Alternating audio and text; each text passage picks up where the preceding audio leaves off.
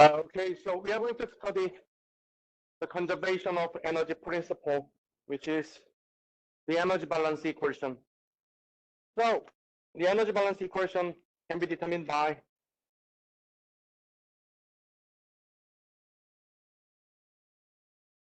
in this way. So energy balance equation is energy transfer in minus energy transfer out is the change of energy of a system. So the left-hand side is going to be energy transfer. So it can be either energy transfer by heat, Q, or energy transfer by work, W. On the other hand, the right-hand side is the change in the total energy of the system. Okay, so the energy transfer can be either energy transfer by heat Q, so Q is heat transfer, and W is energy transfer by work.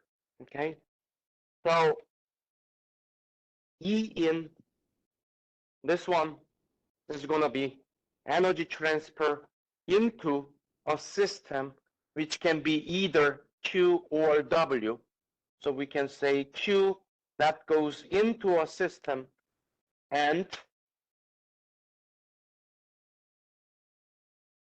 energy transfer by work W that goes into a system. So these two can be energy transfer entering the system, and this one is energy transfer out of a system, so which can be either Q out or W out. So these are energy transfer out of a system. And the difference between energy transfer in and out is the change in the total energy of a system, which can be determined by the total energy at the final state of a process E2 minus the initial energy of the system. So E2 minus E1. That's how we write this energy balance equation. So this is what we are going to study throughout this semester, okay?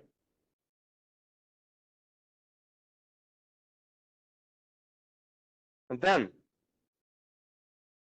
we know what is heat transfer, we know what is energy transfer by work, then how can we determine the total energy of a system? We can use mass times, internal energy, U2, plus kinetic energy, mass times velocity square over 2, plus potential energy, mass times gravity times elevation Z2. So that's how we determine the total energy at the final state, which is number 2, minus the total energy at the initial state before a process. So this can be U1 plus mass times V1 square over 2 plus mass times gravity times elevation Z1. So that's how we determine the total energy at the initial state. So if you calculate this, this is going to be the change in the total energy of the system. Okay, so this is what we are going to study in the next few chapters. And this U1 and U2 are the internal energies. These are what we are going to study in chapter 3, okay? So in chapter 3, we are going to study how to evaluate this U, and the rest of them, that we already know, okay? So we studied how to determine this kinetic energy and potential energy and heat transfer and energy transfer by work, okay? So based on that, let's solve a few problems to understand how to use this energy balance equation.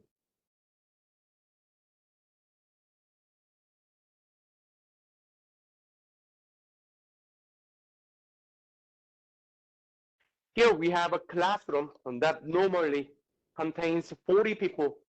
Is to be air conditioned with window air conditioning units of 5 kilowatt cooling capacity. So we have a classroom that has 40 people, and a person at rest may be assumed to dissipate heat at a rate of about 360 kilojoule per hour. And there are 10 light bulbs that also produce heat, that will heat the air in the classroom. And we have the heat transfer to the classroom through the walls and the windows. So there is a heat transfer from the outside to inside. So we can assume that it is, the one of summer day. So the temperature inside the classroom is lower than the temperature outside. That's why there is a heat transfer to the classroom rather than heat transfer to the outside. And we want to maintain the temperature of the air in the classroom at a constant temperature of 21 degrees Celsius.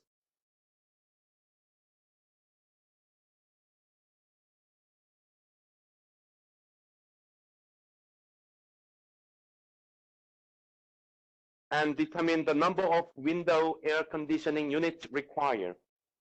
So what is our system in this case?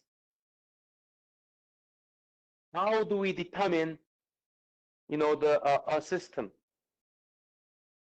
A system, the easiest way to select a system is, what is the property that is changing? What is the property of focus in this problem? So whose temperature is going to change? Air.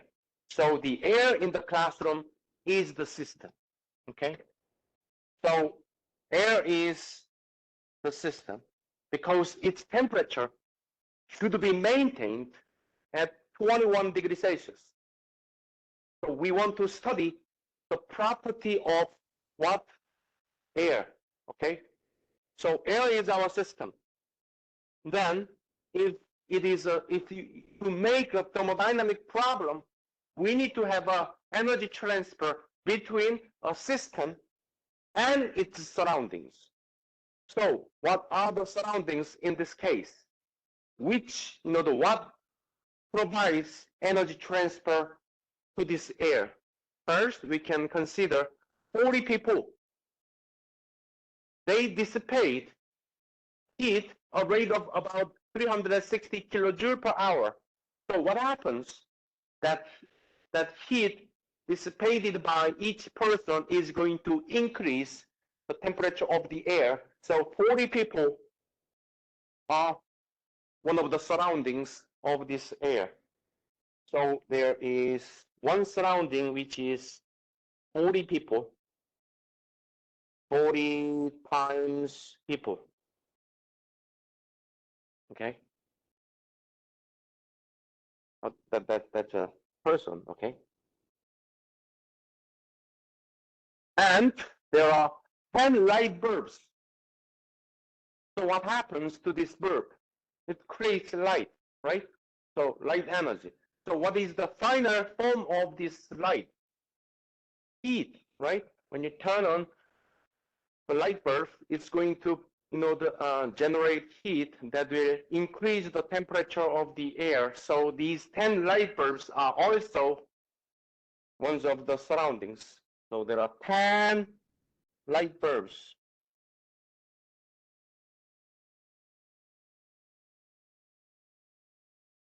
And there is heat transfer to the classroom through the walls and windows. So there's a heat transfer, windows.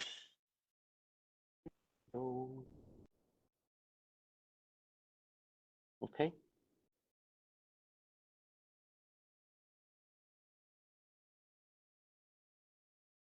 So how much heat transfer? We can say, and is that it?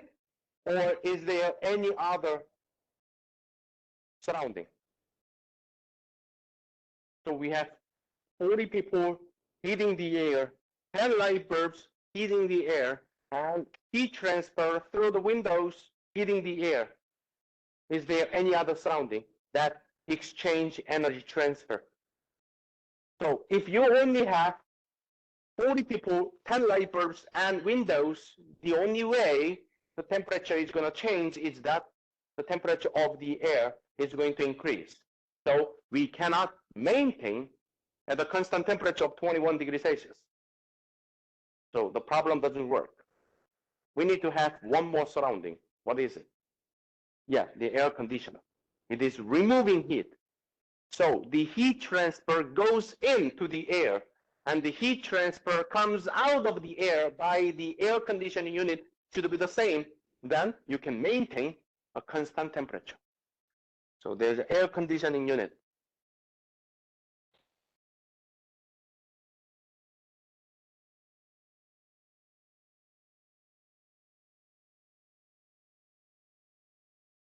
Does it look like air conditioner? Okay.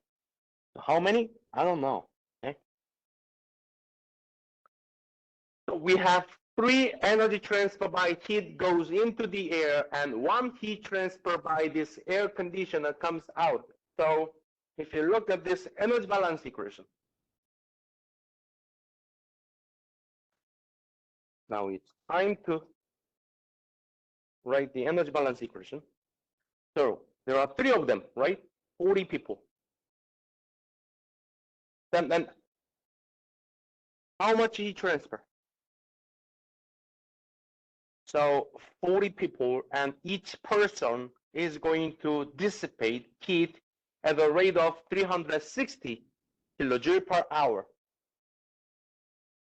So each person is going to dissipate heat at the rate of 360 kilojoule per hour. Do you like kilojoule per hour? No, we don't. We prefer kilowatt. For your information, joule per second is watt.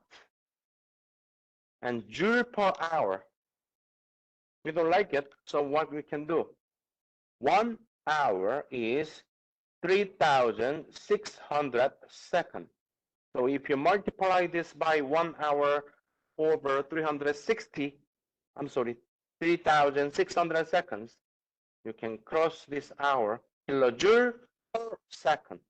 So this one is 360 divided by 3,600.1 kilojoule per second, which is what? 0.1 kilowatt. And how many? How many people? 40. So 40 times 0.1. So 40 times each person dissipating 0.1 kilowatt. So that is 4 kilowatt. What about the light bulb? Each light bulb has a rating of 100 watt. That means every second, each light bulb is going to consume 100 joule. Okay? So 100 watt, which is actually the same, 0.1 kilowatt, and how many? 10. So it is 10 times 0.1 kilowatt. So 1 kilowatt of heat transfer into the air in the classroom.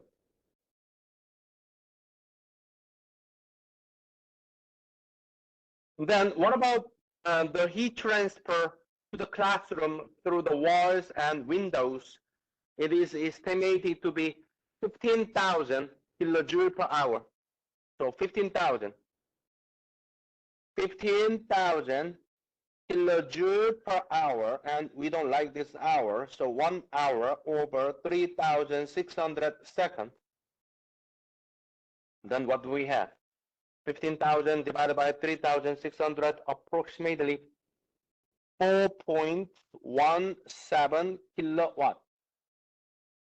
So that is heat transfer into the classroom, 4.17 kilowatt. And what about this air conditioning unit? It has 5 kilowatt cooling capacity. So each air conditioning unit has a rating of 5 kilowatt. So I don't know how many. So let's say how many is X. So it is going to be 5 kilowatt times X. That is the heat transfer from the air to the outside by this air conditioning unit. Then it's time to write the energy balance equation. So let's do that.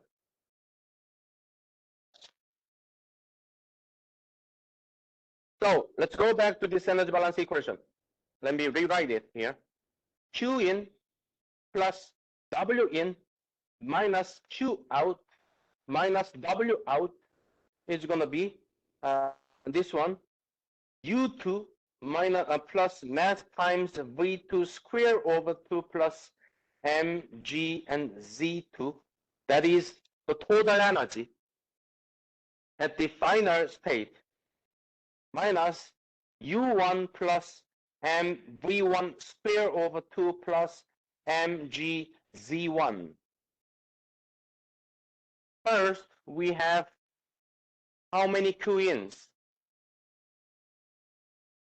Yeah, so 4 kilowatt plus 1 kilowatt plus 4.17 kilowatt. How many energy transfer by work? None. How many heat transfer out of the system? Yeah, this air conditioning unit. So 5 kilowatt, but I don't know how many air conditioning units, so I'm going to multiply by X. What about W out? None. Is there kinetic energy change? No, so you can neglect kinetic energy change. Potential energy change, you can neglect them. What about internal energy change? None. Yeah, temperature is the same. There are two internal energies. One is sensible energy. The other one is latent energy. Sensible energy is the energy associated with temperature change. Latent energy is the energy associated with phase change. So is there temperature change? No. 21 degrees Celsius. Fixed. Is there phase change becoming, the air becoming, the liquid air? No. So you can expect there is no internal energy change. So if you solve this one, 9.17 kilowatt minus 5 kilowatt times X is 0. So if you solve it, you get X is 1.83. Is this right or there's a mistake?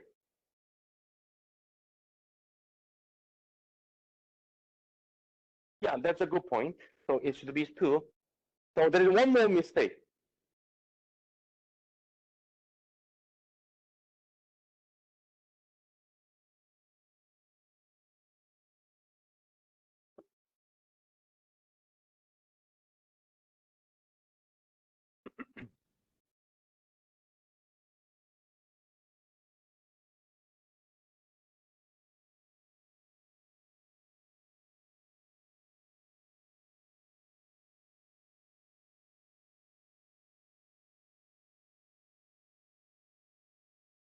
One more mistake.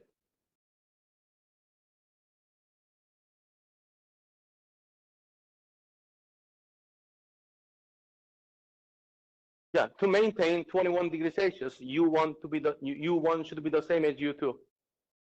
Yeah, question. No, no.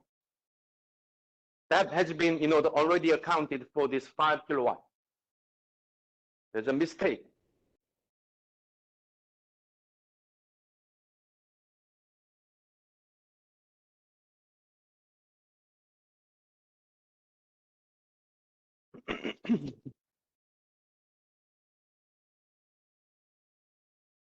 There's a mistake.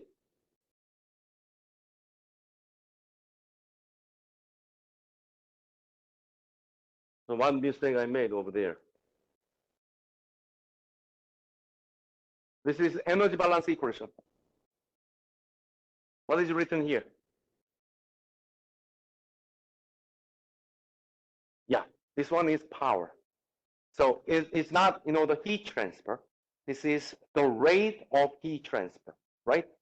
If it is heat transfer, you used to see 9.17 kilojoule, not kilowatt. So you need to multiply by how long did I run, this air conditioning unit time. Then it's correct. So it's not actually 4 kilowatt times T. 1 kilowatt times T times T times T, right? So always be careful, the between joule and what? Energy transfer and the rate of energy transfer. Any question about this problem? No?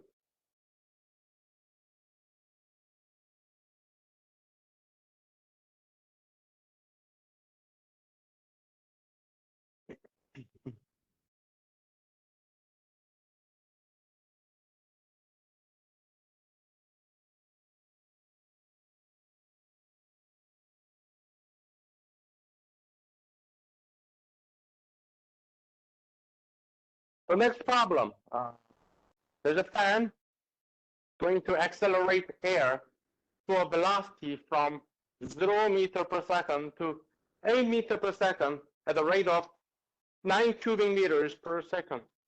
Determine the minimum power that must be supplied to the fan. Take the density of air to be 1.18 kilogram per cubic meters. So the first thing we need to do is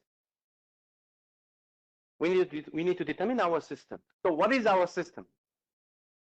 Whose property is changing? What is changing here? Velocity from 0 to 8. Whose velocity? Fan? No, air. So air is our system.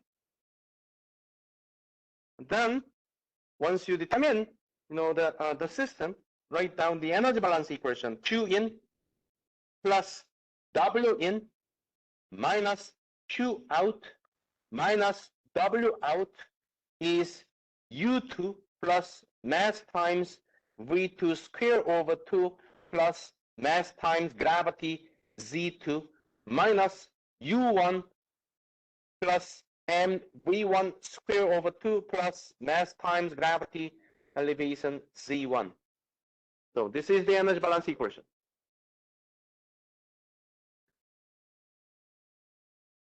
Let's review each term one by one. Q in, is there heat transfer into the air? Is there heat transfer? No.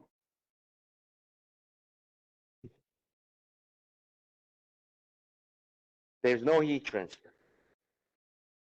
There's no heat transfer. So there's no Q in or Q out. What about W in? Is there energy transfer by work?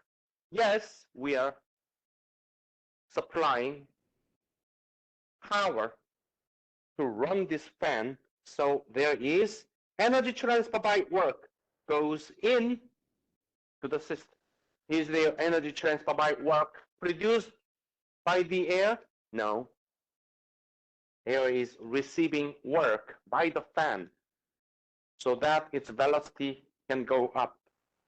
What about internal energy? Is there a temperature change of the air or phase change of the air? No. So you can neglect U2, U1. Potential energy change, air is being blown from the ground to the Mountain Everest? No. Then the only energy change is going to be kinetic energy. So this one and this one.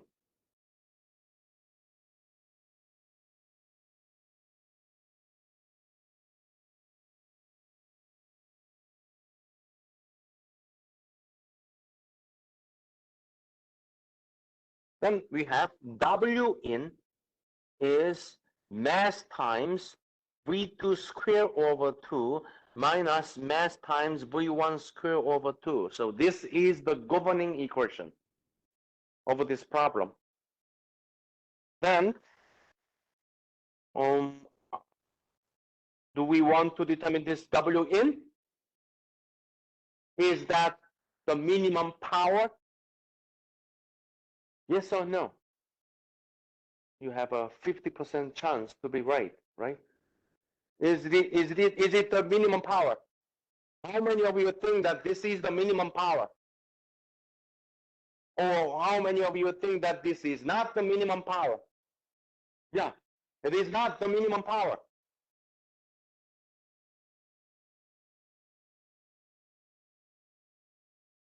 So I show you this one again. So this is energy balance equation. There is no power, right? The power is the rate of this W. So if you want to determine the power, you need to divide this energy balance equation by what? Time t, okay? So don't get confused between power and energy, power and work, okay? So if you want to get this power, then we need to divide each term by time. Then you get the power. So if you divide W by T, what do you get? W dot. Do you remember that? If you have a property and divide by time, you can say this is that property dot. So W over T is W dot goes into the system is M over T. M dot V2 square over 2 minus M over T. M dot V1 square over 2. Do we add a dot on top of this velocity? No. Because we already add a dot. That means that divide by time. If you dot here, that means that divide by time and time again. Doesn't make sense, right? Then now this is the energy balance equation. This is the minimum power. What about the initial velocity? 0. Final velocity, 8 meters per second. What is the mass flow rate? M dot is mass flow rate. How do you determine this mass flow rate? We studied it last Thursday. Last week, right? There are two different ways, density times volumetric flow rate, or density times average velocity times cross-sectional area. So which one? We know the volumetric flow rate. It is 9 cubic meters per second. So this one is 9 cubic meters per second. What about the density? 1.18. 1.18 kilogram per cubic meters. So we have everything. Can you determine W dot? Yes, we can. It is 340, by the way, cubic meters, kilogram per second.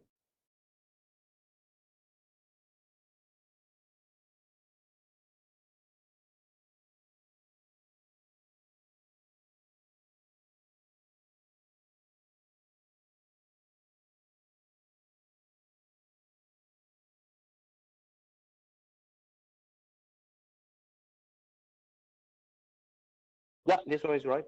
So 340 watt. So that's how you determine the minimum power required to accelerate this air from 0 meter per second to 8 meter per second.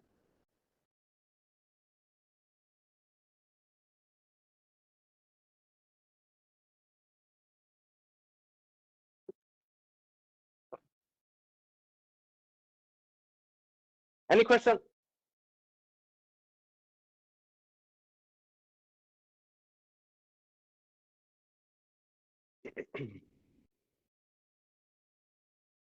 The last part of this chapter 2 is efficiency. So let me move this one up a little bit here so you can continue writing. The last part is energy conversion efficiency. How do we determine this efficiency? No matter what, the device you use, the efficiency can be calculated by always the same rule, desired output over required input. That's how you determine its efficiency. Desired output over required input.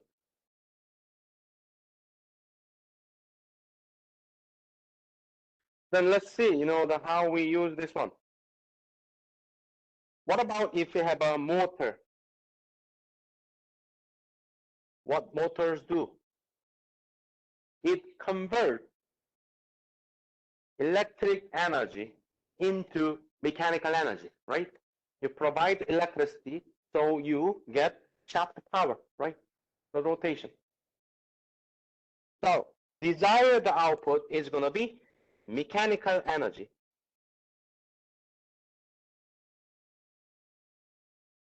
And what you need to provide, the electric energy.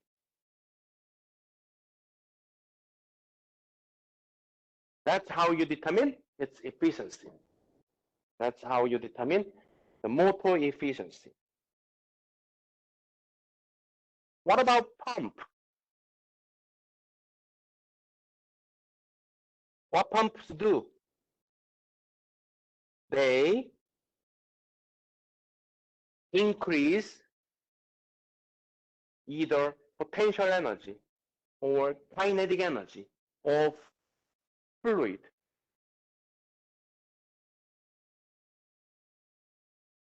Like this way.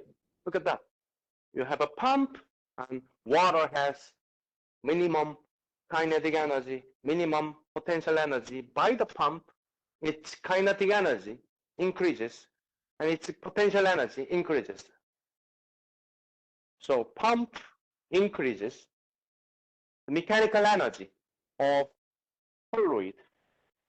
So the desired output is going to be mechanical energy. And what it needs to provide. What it consumes. Whatever runs the pump, maybe motor or anything. So the mechanical energy goes into the pump. So if you look at this, the mechanical energy increase of the fluid is the desired output. So we can increase the kinetic energy or potential energy or flow energy of the fluid by consuming mechanical energy that runs this pump. Can be motor or engine that runs this pump. Okay, so that's how we determine efficiency. And we use this Greek letter to show efficiency. Okay, and this efficiency is usually between 0 and 1. So when you have 1, that means that 100% efficiency. So desired output is the same as required input. When we go to chapter 5, that we are going to study this energy conversion efficiencies in more detail. So this is just an introduction. So let's solve one problem to understand this efficiency, as well as energy balance equation. water is pumped from a lower reservoir to a higher reservoir by a pump that provides 20 kilowatts of shaft power. The free surface of the upper reservoir is 45 meters higher than that of the lower reservoir. If the flow rate is 0.03 cubic meters per second, we want to determine the mechanical power that is converted to thermal energy during this process. So what does it mean? This pump consumes 20 kilowatts, and some of this 20 kilowatt is going to be, delivered to water. So this water kinetic energy and potential energy may increase. The rest of 20 kilowatt is going to, be, converted to heat. So that's why, when you run a pump or motor or anything, when you touch it, you feel that it is hot because some of the energy cannot be delivered, but, the waste in the form of heat. So we want to determine the amount of thermal energy created during this process. Okay, so let's do that.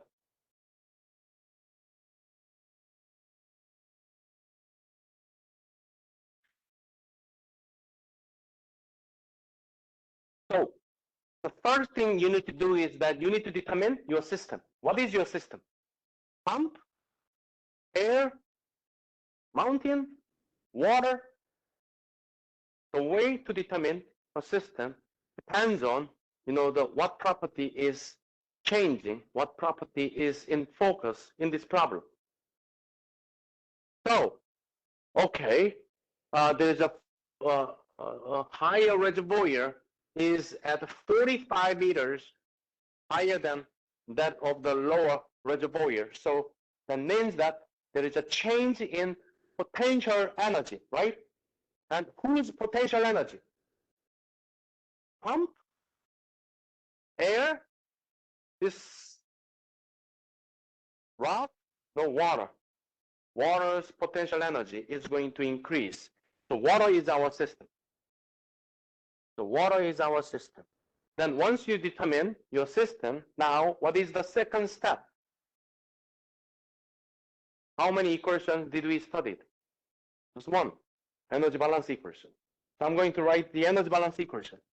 So Q in plus W in minus Q out minus W out is U2 plus mass times V2 square over 2 plus mgz2 minus U1 plus mass times V1 square over 2 plus mgz1. So this is the energy balance equation.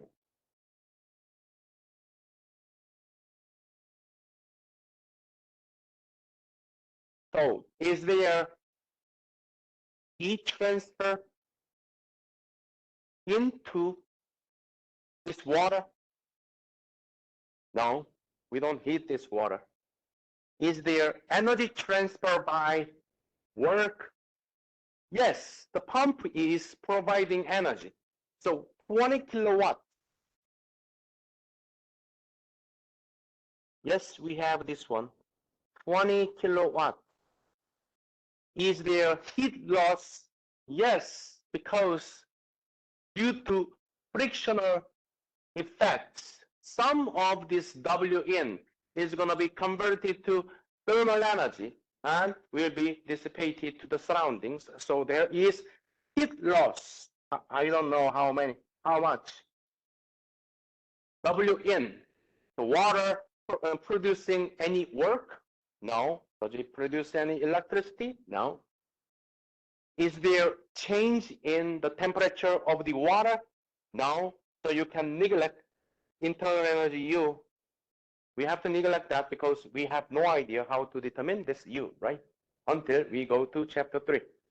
What about kinetic energy change? Is there change in kinetic energy? It depends on what you study. Right now, we are studying between 1 and 2, the free surface of the reservoirs.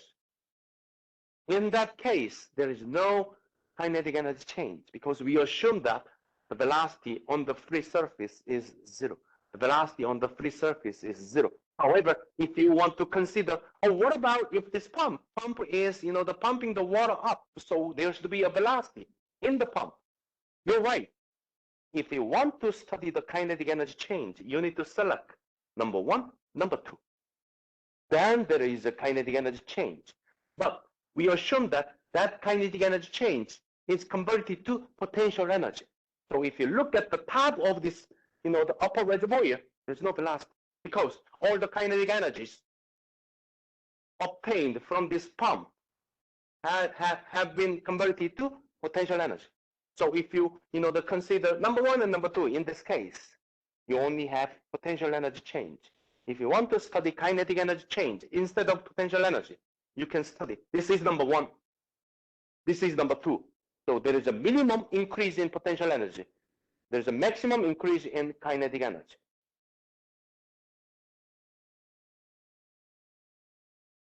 So you can neglect kinetic energy change and you have potential energy change. So the energy balance equation is going to be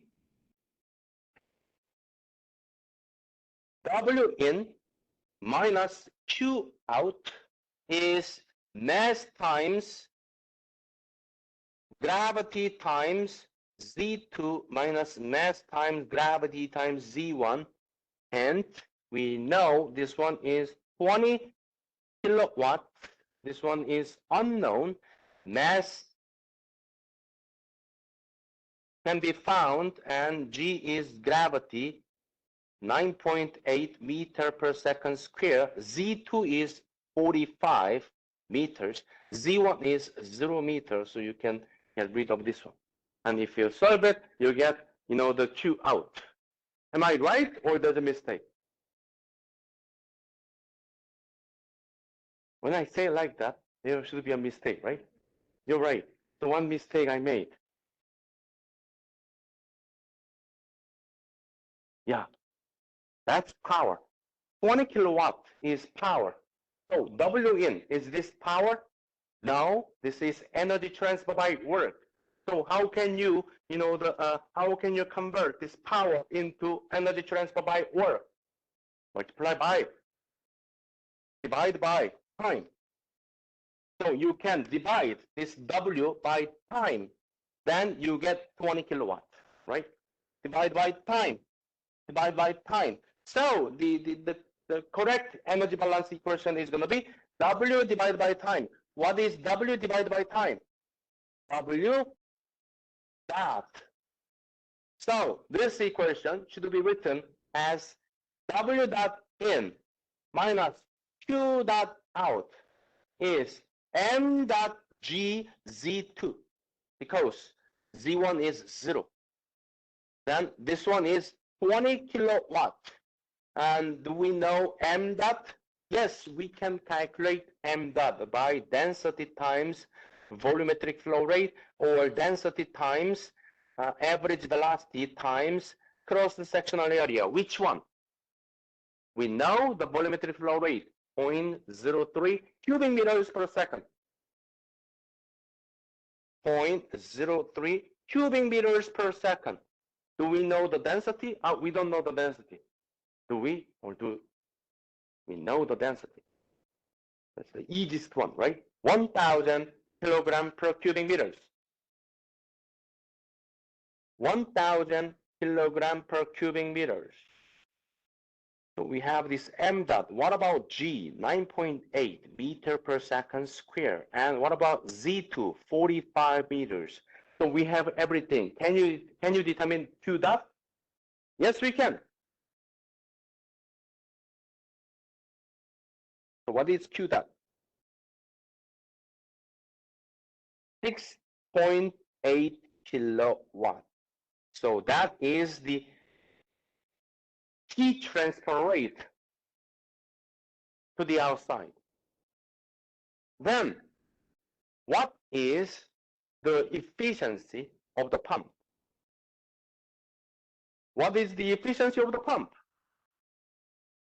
Since we know how much the heat lost from this pump, now you can determine the efficiency of the pump.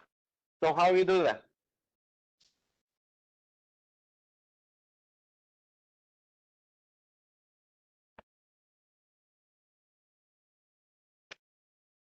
How do you determine the efficiency? The efficiency can be determined by desired output over required input. What is the desired output? So the efficiency of the pump can be determined by desired output over required input. So what is required input? The pump consumes 20 kilowatts. So that is required input. So to run this pump, we need to provide this much electric power, right? So this one is 20 kilowatts. Then what is our desired output? 6.8. We run the pump to generate heat. No, we run the pump to pump the water. So what is this one? Yeah, 13.2 is the desired output. This is the wasted energy per unit time, because we run the pump to pump the water to the upper reservoir. But by doing so, there is a lot of the irreversibilities that we will study later in chapter 6, which means that the energy lost during a process, that is heat. So when you drive, your engine produces heat. So you drive to produce heat? No, we don't want to produce heat. That is the waste of our energy, right?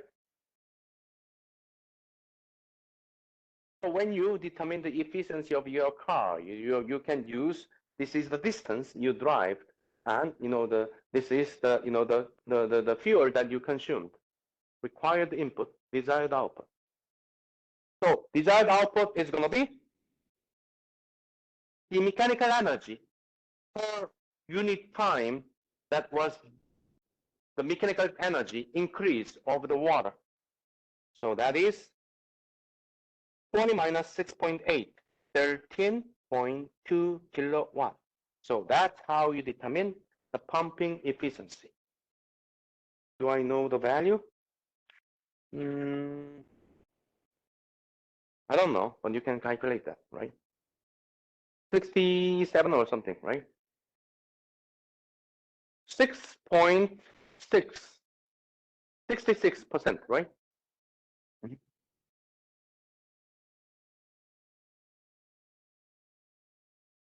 So this completes chapter 2. Any question? That means that you have a new homework assignment, which is due a week from today. That is next Tuesday, right? Next Tuesday. Any question about chapter 2? Now, the boarding time is over, right? So now we can actually study thermodynamics from chapter 3.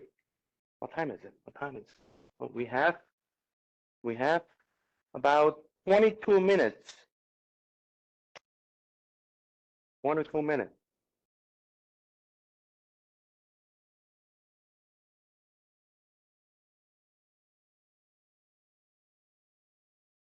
So the first exam covers chapter 1, 2, 3. But the chapter 1 and 2, there are not much material that I can use to make problems for your the first exam. So the majority of the exam 1 is going to be from this chapter, right?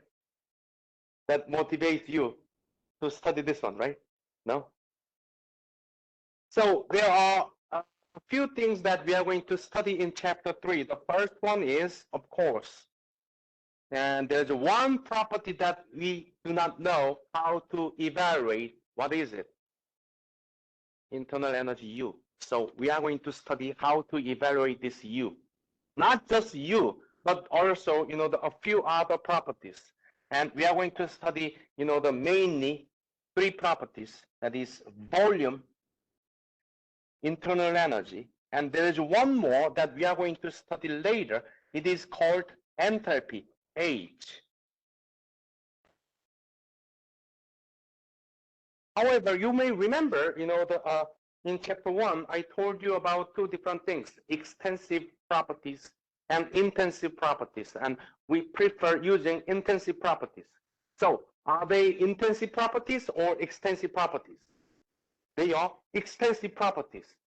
So can we convert them into an intensive property? Yes, we can. By how? Divide by mass. Divide by mass. Divide by mass. Then what we get? Specific volume, lowercase v. Specific internal energy, lowercase u. Specific enthalpy, lowercase h. So we are going to study how to evaluate V, U, and H.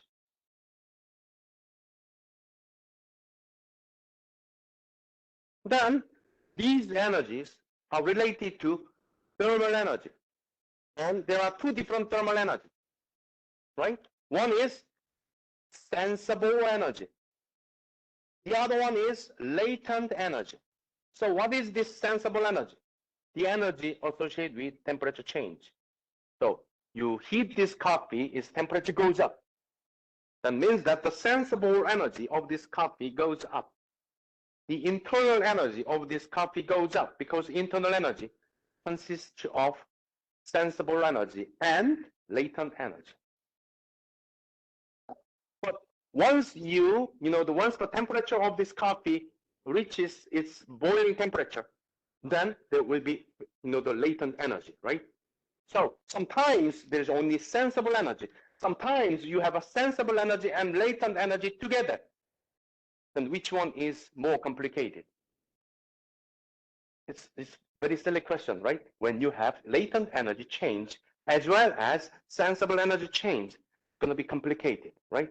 But if you can assume that, if you can guarantee that there is no phase change, then you only study sensible energy, which is simple, right?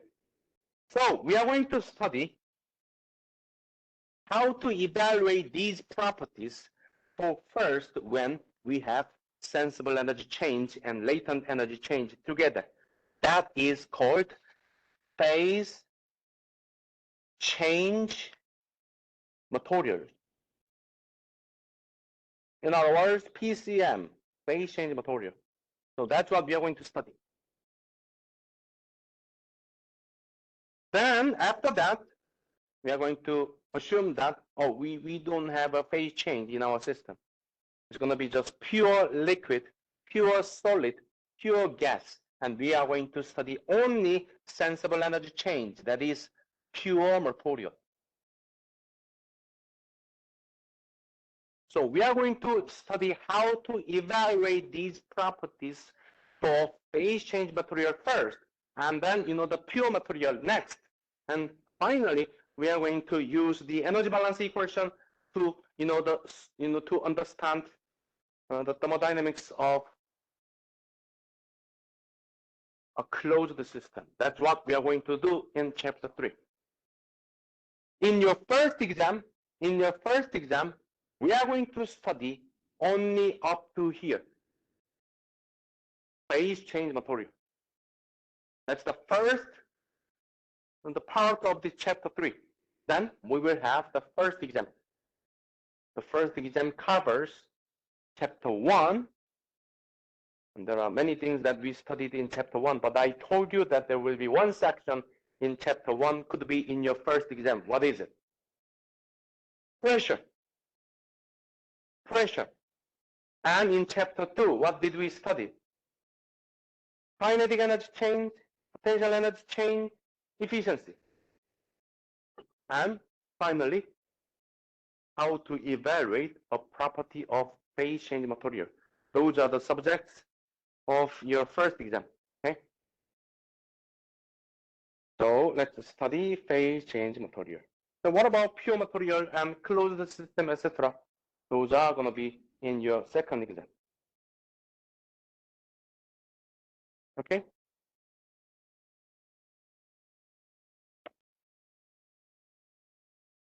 Then to be able to evaluate these properties of phase change material, we need to know what is phase change material. To do so, we need to understand phases of substance. So there are three phases: solid, liquid, and gas. Phase change can be between solid and liquid, between liquid and gas, between solid and gas. Are they equally important? Not really. In engineering, the liquid gas phase change is much more common than other phase changes. So our focus is going to be on the phase change between liquid and gas. So we are going to study phase change between liquid and gas. And when we study the phase change between liquid and gas, we say it is between liquid and, instead of gas, we say it is vapor. So liquid vapor transition is what we are going to study. Then liquid vapor transition sounds like there's a liquid, there's a vapor, right? However, in thermodynamics, there are 5 processes, 5 phase change processes. They are compressed liquid, saturated liquid, saturated mixture, saturated vapor, superheated vapor. To understand this, the phase change processes is very important. It's going to, that if you are not able to understand these phase change processes, it affects your the rest of this course, not just this Thermodynamics 1. And next year, you will study EGR356, Thermodynamics 2 and heat transfer. And there's a laboratory course, EGR460, Thermolab. So if you are unable to, if you don't understand this phase change process, it affects multiple courses. So please, to focus on this, okay? Very important. So compressed liquid, saturated mixture, vapor, and superheated vapor. Unfortunately, these 5, the keywords, you need to memorize them. Then let me explain, what they are. The easiest way to understand these 5 phase change processes is to use an example. So let's say that, that I want to brew a coffee. Then what we need to do first? You need to buy a coffee bean first, but you need to boil water, right? So let's boil water. So initially, so if you want to boil water, you need to prepare this pan and fill the pan with water up to here. So initially, it is in a thermal equilibrium with the air in the room. So what is the temperature? Room temperature, 20 degrees Celsius. Initially, when we say temperature of a system in thermodynamics, we don't just say temperature. There's another property comes together. What is that? Pressure. So let's assume that it is 1 atmospheric pressure. So pressure at this moment is going to be 1 atmospheric pressure. But 1 atm is not an SI unit. So what is the SI unit? Kilopascal. So 101.325 kilopascal. So at this pressure, the water is at 20 degrees Celsius. It's completely liquid. Completely liquid. It's not going to it's not, about to vaporize in any moment. Temperature is too low. So this one is called phase change process. Number 1, compressed liquid.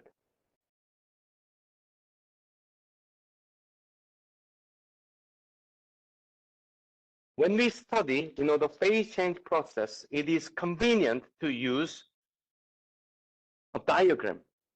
So I'm going to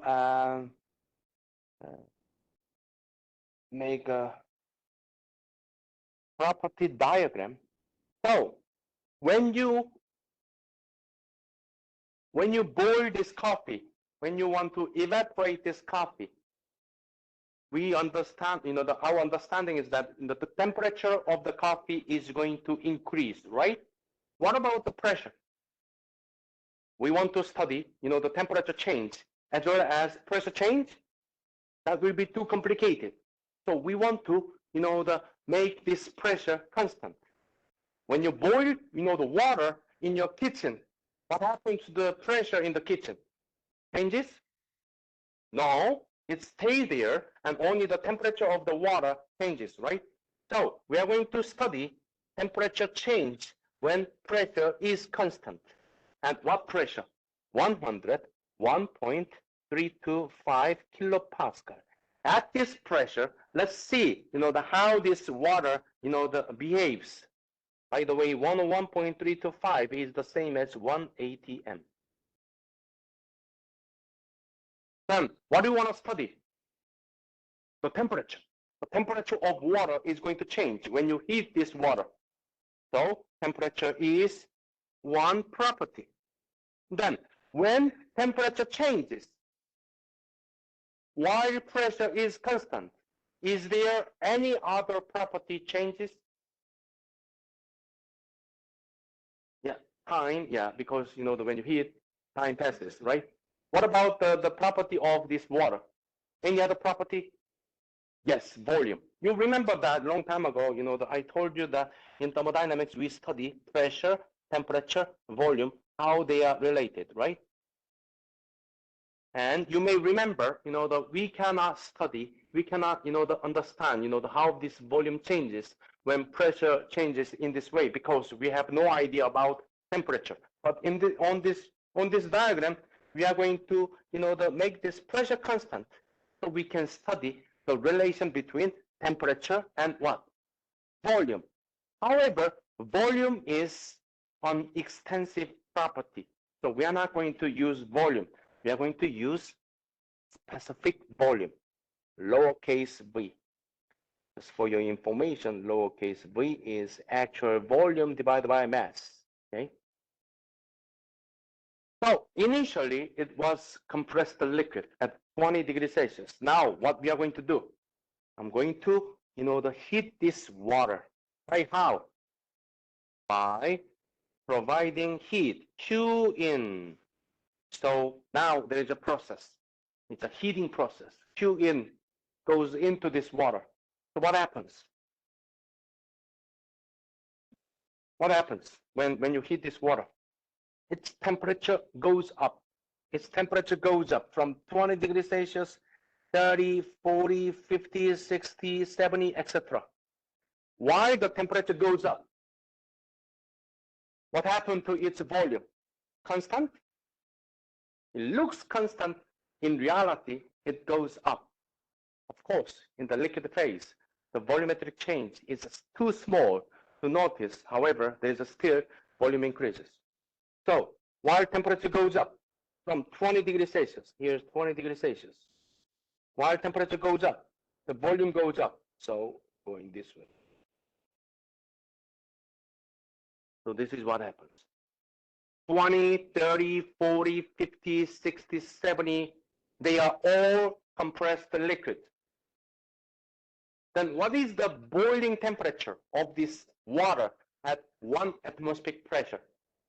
100, approximately 100 degrees Celsius.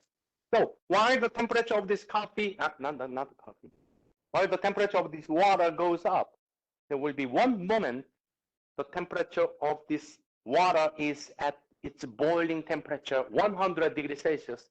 However, there was no boiling at all, not yet. That moment is called phase change process number 2, saturated liquid. While temperature goes up, there will be one moment when the temperature is the boiling temperature, 100 degrees Celsius. In thermodynamics, we don't say this is the boiling temperature. We say this is the saturation temperature, T set.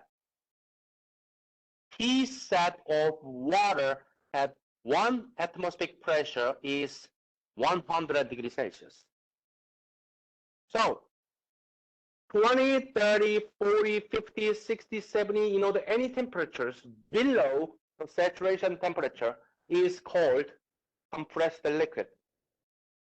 And there's a very brief moment when the temperature is at its saturation temperature, but none of liquid molecules change their phases. That is called saturated liquid. So it's going to be very brief moment. Okay? And if you continue providing heat to the water, what happens once it is at 100 degrees Celsius? Yeah, it's going to evaporate. Some water molecules change their phases from liquids to vapor. So now you have liquid and vapor together.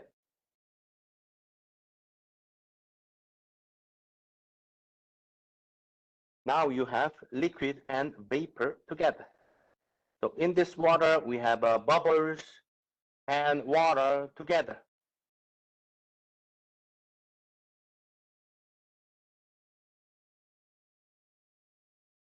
When you heat water, you may notice that on the bottom of the pan, the bubbles are formed and then they move upward. That's saturated mixture. Phase change process number 3, saturated mixture. In this saturated mixture, you have liquid water and water vapor together. And what is the temperature in this case? When you heat this water, there's no temperature increase anymore. The temperature is at its boiling temperature, in other words, saturation temperature, and there's a phase change between liquid to vapor. So liquid molecules become vapor molecules. What happened to the volume of the system? Goes up, right? So this volume goes up. Is there a temperature change? No. So only volume goes up. This horizontal line represents saturated mixture. And there will be one moment after this phase change. There will be one moment all the molecules in the system are in the vapor phase, but the temperature is still at 100 degrees Celsius. That brief moment is called saturated vapor. So there's a saturated vapor. That is phase change process number 4, saturated vapor.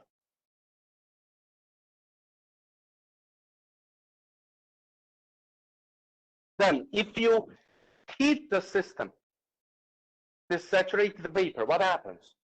Is there any more phase change? No, all the molecules are already in the vapor phase. So there's no more phase change. Any additional heat to the system is going to increase the temperature of the system, increase the temperature of the vapor. That is superheated vapor.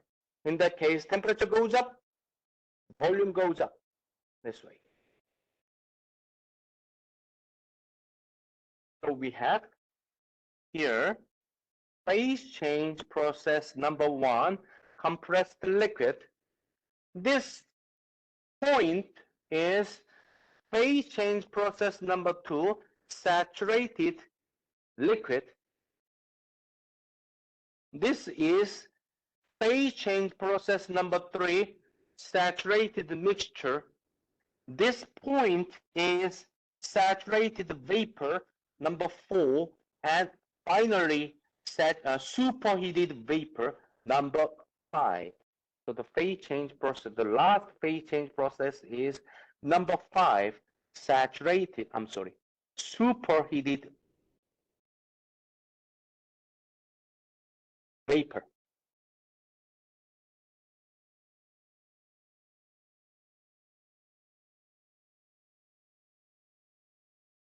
So to be able to evaluate a property of this water, let's say specific volume, specific internal energy, specific enthalpy, or specific entropy, the first step you need to do is you need to determine what phase change process the system is currently on. So you need to be able to select which one is what.